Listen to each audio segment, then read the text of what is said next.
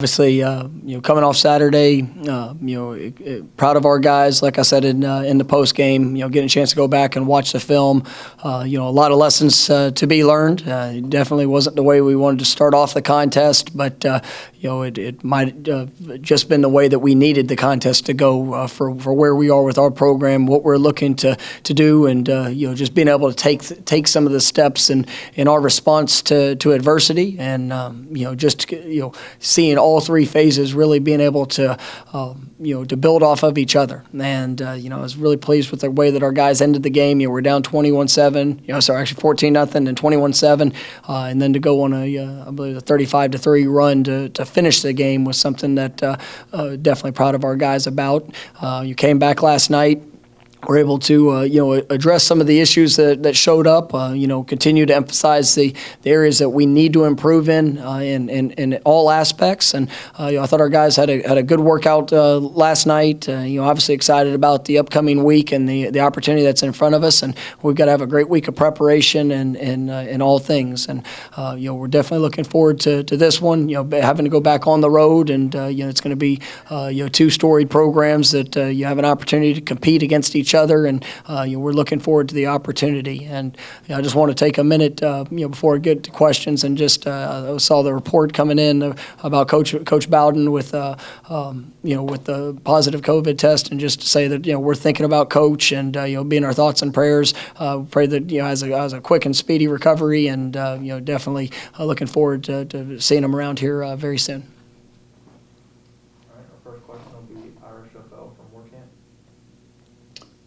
Hey, Coach, did you learn anything about Jordan during the course of that game that maybe you didn't know from just practices? Anytime you get an opportunity to see somebody on game day, to be able to take some of the fundamental things that he's been showing in the opportunities in practice and apply that, I thought seeing him hit the first shot to Keyshawn, you really saw. To say relieved, it was an excitement and a joy that he was able to go out there and just do what he knows he's capable of doing, and then to come back later with the next big throw to Terry, and to have rhythm throws, and just to go out there and play the game. I think there's times when kids see what's said and they read, and there's always quite the questions, and for him, it was just to go play the game, to have fun with it, and to kind of see that. That kind of burden that comes off of his shoulders, when he hits that first one, and just to see him grow in confidence throughout the course of the game. I thought he played at a really high level, and it was amazing because he really through the course of practice last week was very limited, and but he prepared mentally and was able to take that mental preparation and apply it, for the opportunity he got there on Saturday night. Hey, Mike, with that in mind, what areas have you seen from Jordan maybe improve the most since the time you first started to get working with him in the spring? I think, with all quarterbacks, I'm really big on their feet and just being in rhythm, being in time. And when you see Jordan in rhythm, and he's taking drops, and he's able, even in some of the rollouts that we had for him. Everything was under control. Everything was working together, and he trusted what he saw, and that's what kind of my message to him is we get ready for a game, and obviously when he was going into it was, man, trust your eyes and let your feet make you right, and he definitely did that, and was really pleased with the way that he was able to execute throughout.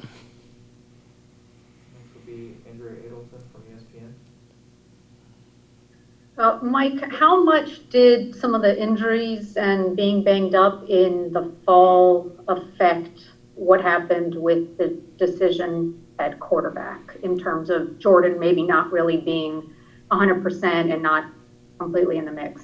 Well, we had quite a few injuries at a variety of positions, and quarterback was one that we had two guys that missed the majority of the work, and so those guys have had to come along and make the most of the individual, and times once they've returned, and we're still working through that process with Chubba, but Jordan has really done a nice job, and you could tell the work that he did during the quarantine, and a lot of the things that he was able to do working on his own, and that was able to carry over. But we're excited about having him back, and some of the things that he's been able to do here early in the season, even with limited repetition. I think just it speaks well for where his continued development can go and what he can be.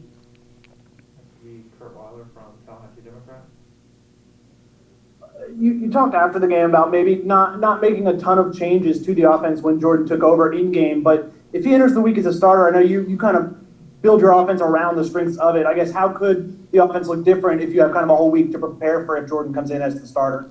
Well, those are each and every week we're going to try to put our guys in the best position to be successful, and it's playing to the strengths that we have with all 11 guys that are on the field, and then obviously trying to make sure that we're taking what the defense gives us throughout the course of a contest, and so Jordan provides a lot of versatility and flexibility and what we want to do and what we can do. So you're definitely looking forward to seeing that all come together and allowing our guys to go out there and play fast and obviously perform to the best that they can. Next will be Matt Baker from Tampa Bay Times. Hey Mike, do you envision a role for Tate and James this week, or is this kind of all Jordan's show? We're gonna go into practice, and guys are gonna continue to work and be ready and prepare for whatever opportunity might come their way. I think Jordan has through that performance and the work that he's put in, I think he's established himself for the start this week and the opportunity to go out there and play the game that the way that he's capable of playing it. So I'm excited about him being able to assume that role this week and go make the most of it. Next will be Allison Posey from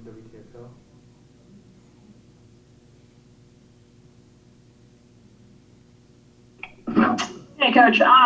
Just entering practice this week, was it nice to see the guys maybe enter with a little more confidence coming off that first win than in prior weeks before? Did you?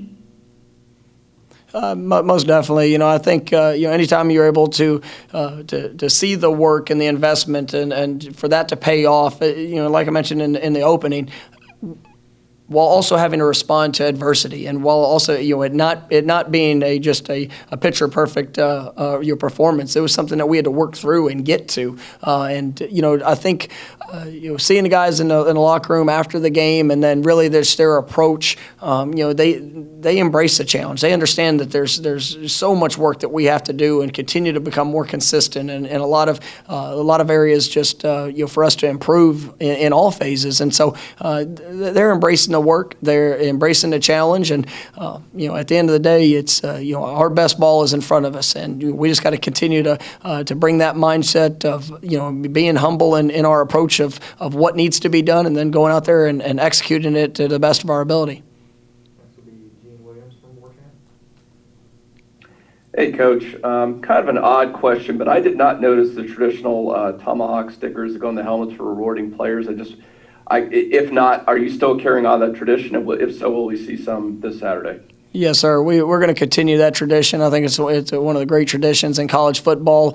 It is a special tradition. So we want to make sure that when you get a tomahawk a helmet sticker, that it's something that's been well earned, and obviously you'll see some that'll be on the helmets here this week moving forward. We'll go back to Chris from Knowles 247.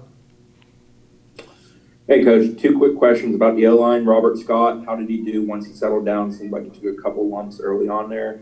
And Darius Washington, was he able to do anything yesterday? We saw him return to the sideline. Looked like his ankle was pretty heavily wrapped during the game on Saturday. Yeah, really pleased with Robert Scott. He came in and getting his first college start, had a really impressive week of practice, is preparing at a high level, and then really went out and played with a lot of confidence. I thought he played, as hard as anybody throughout the course of the game, and you saw some real positives, some great growth. I thought he was one of the bright spots that showed up consistently throughout the course of the game, and obviously Darius went down with an injury throughout the course of the game, wasn't able to return, but I think we had a very positive diagnosis, and you will see how he responds throughout the course of the week.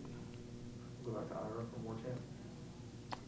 It seemed like guys were able to finish plays a little bit better in this game, running backs, receivers, really a lot of different guys. Is that something that's been coming or do you think they fed off of kind of the spark Jordan gave the offense? I mean, it's something that we're emphasizing in every aspect, offense, defense, special teams, and that's something we have to see. And it definitely was not to the standard of what we're pushing for, but it was improved. And I think that was that energy and everybody kind of playing off of each other, and that's something that we have to continue to do. And whether it's good plays, bad plays, however whatever the outcome of the individual play is, we can still control the next one. And giving elite level effort, elite level focus, and making sure that that everybody's pursuing the ball with a relentless mindset is that's something that's stressed in every practice, and definitely has to show up on game day. But I thought that was an area that we definitely improved this last week, and we need to see that same type of jump here this week upcoming.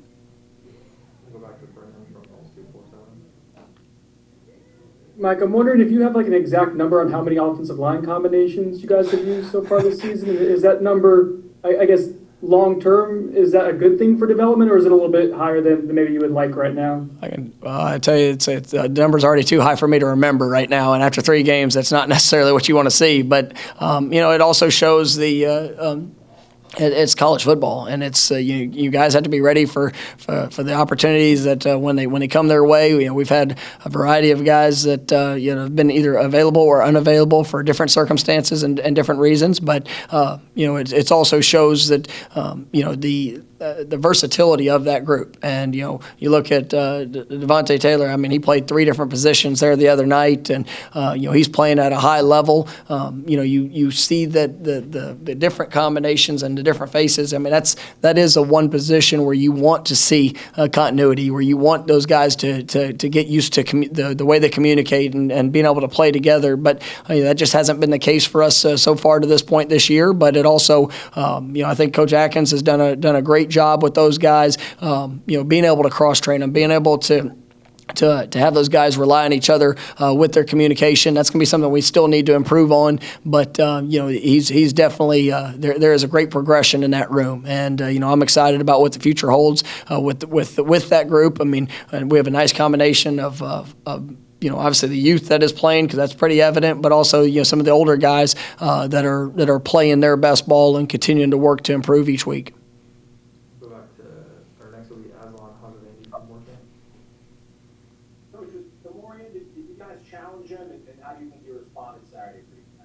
Yeah, are you talking about Terry? I can bet you're kind of. Yeah, I thought Terry. There's no question he had his best week of practice last week, and the week prior, he was limited. Kind of was banged up coming out of game 1, so we really didn't have much of impact in the game plan. We didn't know if he'd be available for the game. But I mean, there was he also challenged himself. He understands the expectations. We sat down and we had a real, I guess, heart-to-heart conversation about what we want this to look like here moving forward. And I had a lot of respect for the way that he worked this past week, and I was glad to see that carry over to the game. I mean, Terry has a chance to be one of the more dominant receivers, I believe, in college football. Just that consistency and just continuing to push himself, and seeing that happen through the course of the game. I think he played over 70-something snaps, and some of his best plays were when he didn't have the ball in his hands, and that's an exciting thing to be able to say about a wide receiver. And so. He's got to continue to push. He's got to continue to improve. But I see him embracing that challenge, and obviously we got another week ahead of us that he can go prove it. We'll go back to Kurt from the Democrat. Some similarities, obviously, between the first road game and then this one this week and going on the road against a highly ranked team. Because what lesson can the coaching staff, the team, take from kind of handling the moment from the first game going into this one? And I guess, what have you seen from Notre Dame watching them? Obviously, it's a weird situation with them not having played in some time. Yeah, I think, like we said earlier, you learn from every experience, and there are certain things that occurred on the the first trip of the season that we absolutely need to make sure that that we get corrected and be able to respond at a much higher level here in this contest coming up on Saturday. But we're playing a top football team in the country, and there's no question Notre Dame, they've got great experience throughout both sides of the ball. When you look at their offense and defensive fronts, those are two imposing units. I mean, they've got some great playmakers surrounding them. And so, we just have to go play our best ball. We got to continue to improve. We got to continue to focus on our details, our fundamentals, and then we got to be relentless in every snap that we play. Our best players have to play their best game, and I'm excited about the challenge that's in front of us, and the opportunity that's coming there in South Bend on Saturday night.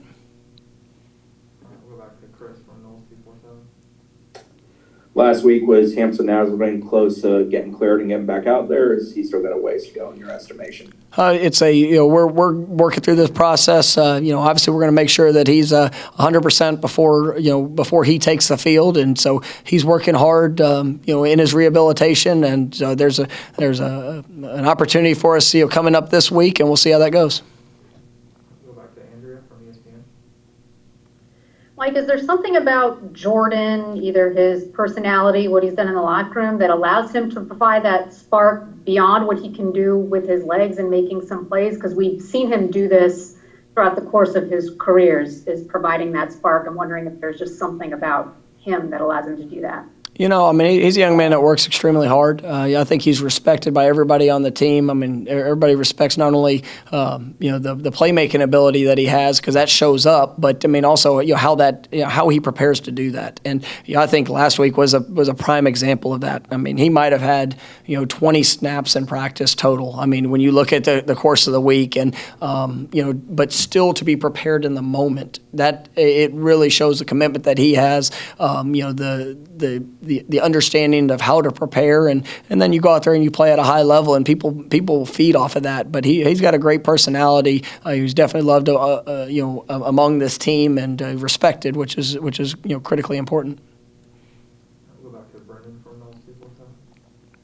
Mike, I wanted to follow up on your comments about WR Terry. He was someone who showed maybe not positive emotion against Miami. For him to channel it, though, in a way that was positive this week, I guess how important was that for what you're trying to establish culturally for a big-time player like that to respond that way? Yeah. And then second on Tamorian, the play where he keeps Ontario Wilson in bounds, is that what you're talking about with him making good plays without the ball? Well, I think responding in a positive way when adversity strikes, that's for everyone, and it's not just Terry. Obviously, you can point to a lot of different examples. So far in a short season where we have and we have not responded in the right way, and to be able to acknowledge that, and more importantly, to be able to change that. To realize that there's going to be a point in every game where you're going to be challenged, where something's not going to go your way, where the emotions. I want guys to play with unbelievable passion. I want coaches that coach with unbelievable passion. I mean, I'm a pretty passionate guy myself, but to always be in control of that emotion and that response. I mean, that's what's important, because it allows you to stay focused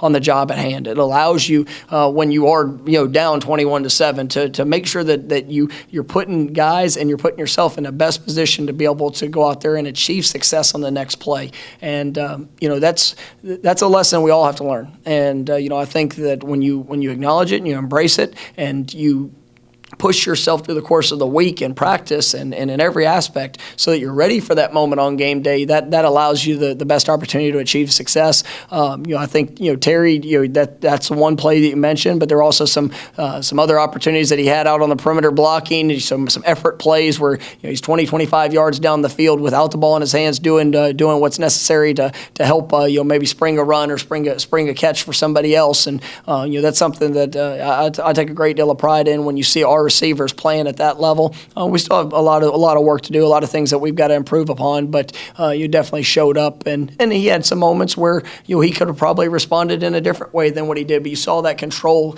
show up through the course of the game, and I was proud of him for that. All right, we're going to go 3 more, Coach. Next will be Pat Burnham from the Osceola. Hey, Coach. The defense played arguably its best half of football in the second half of the Jacksonville State game, allowing about half their yards on the last drive of the game. Is that more indicative of who you were playing or more product of them having more and more time in that system?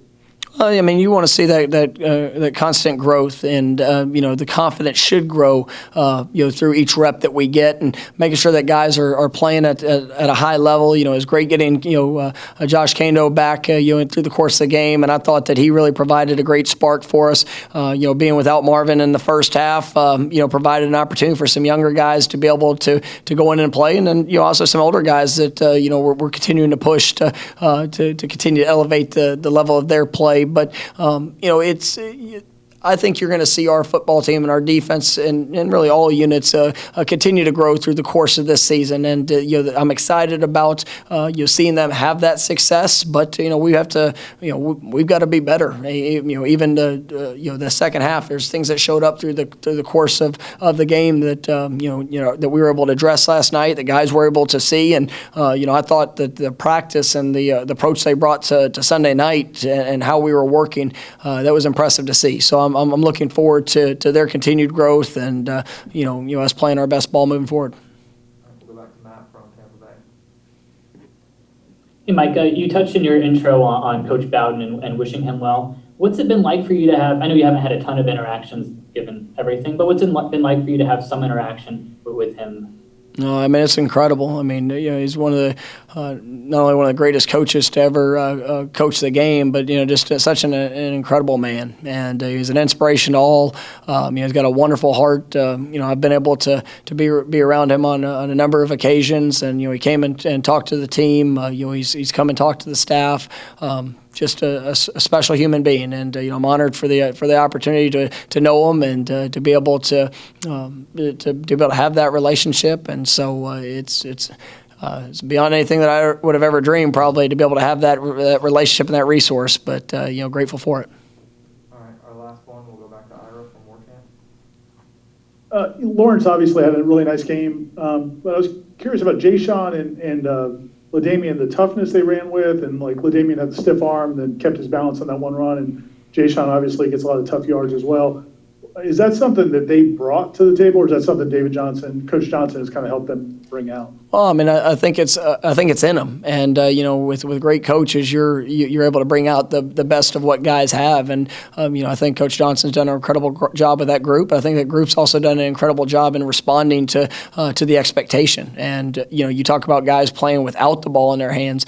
You watch those three backs and do you say the dirty work that they do when the ball's not in their hand. That's what's impressive. And there's a couple blocks that all of them had. Jay-Sean, even on kickoff return, you help bring a couple of the returns, just by you going in there and kind of throwing around his body. You see Lawrence, even as a young freshman, serving as a lead blocker at times. LaDamian is he's a physical presence, and he loves playing the game. And to see all of them have success with the ball as well as without the ball, that's what we want that group to be. And that's what I've been fortunate to be around throughout my coaching career. And we're going to continue to push these guys, and I'm excited about this group moving forward. All right, thank you, Coach. Thank you, guys.